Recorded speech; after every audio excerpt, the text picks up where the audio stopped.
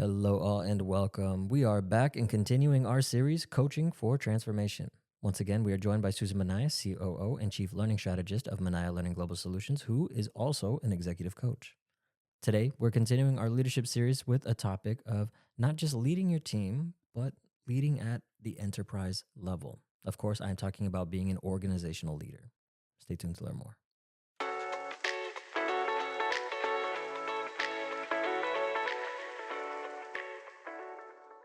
Susan, of course, welcome back. Hello, Dario.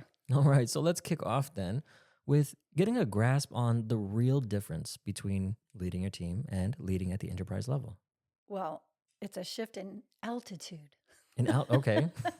There you go. So, most leaders are trained to run their function very well and deliver results, manage the people, stay within budget. Organizational leadership asks a different question. Instead of how is my team performing, it asks how is the system performing?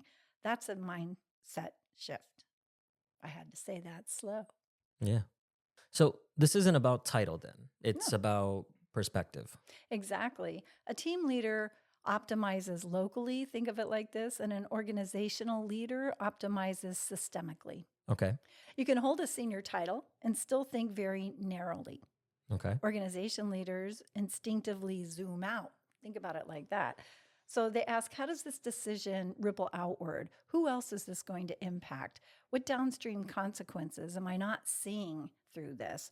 And they pause before they act long enough to see the broader picture and the impact of their decisions.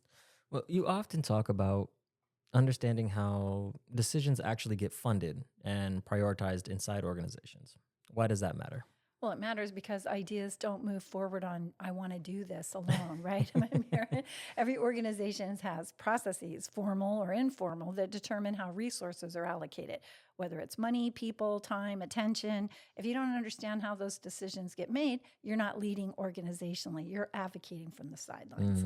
So, organizational leaders understand how priorities are set. They align their initiatives to broader strategy, very important, and they collaborate early instead of pushing independently. And that requires systems awareness and also relational intelligence. Oh.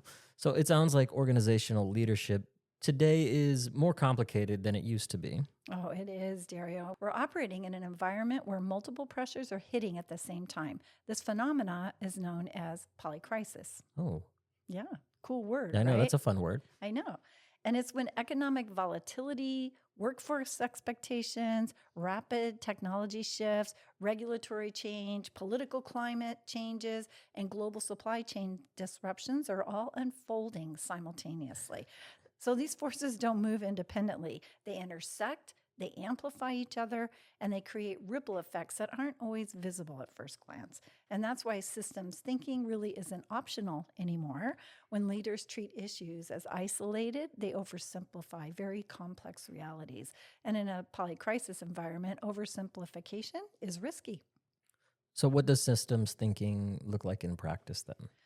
It means moving beyond the symptom. If performance drops, rarely is it just a motivational issue. If execution slows down, it's rarely just a competency issue. And if collaboration breaks down, it's rarely just a personality conflict. Organizational leaders really look for patterns. One simple discipline is asking why repeatedly, not once, but several layers deep. By the fourth or fifth layer, you're usually nowhere near your original assumption. And we know this, right? The 5 whys Yeah. from Lean Six Sigma. And that's where better decisions begin. And where does collaboration fit into all of this?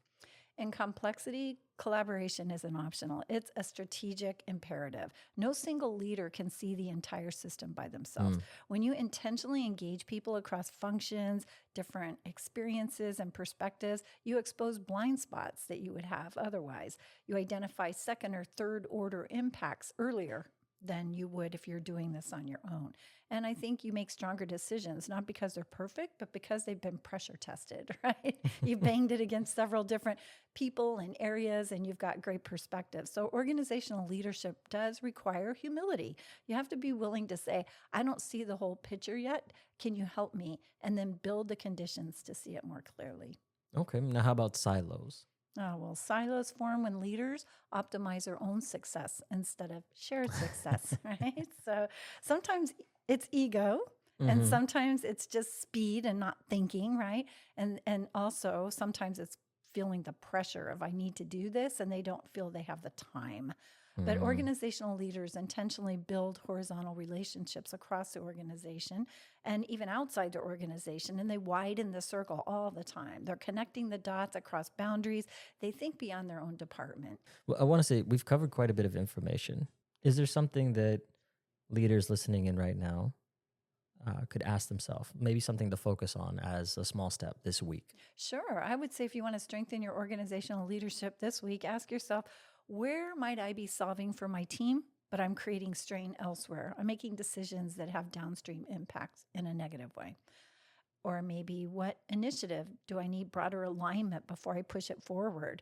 And maybe who's not at the table that needs to be in this conversation? Mm. Those questions elevate your leadership immediately. Awesome. I think those are great takeaway They questions. are. Speaking of takeaway, what is the takeaway? Well, the takeaway is that organizational leadership isn't about managing bigger budgets.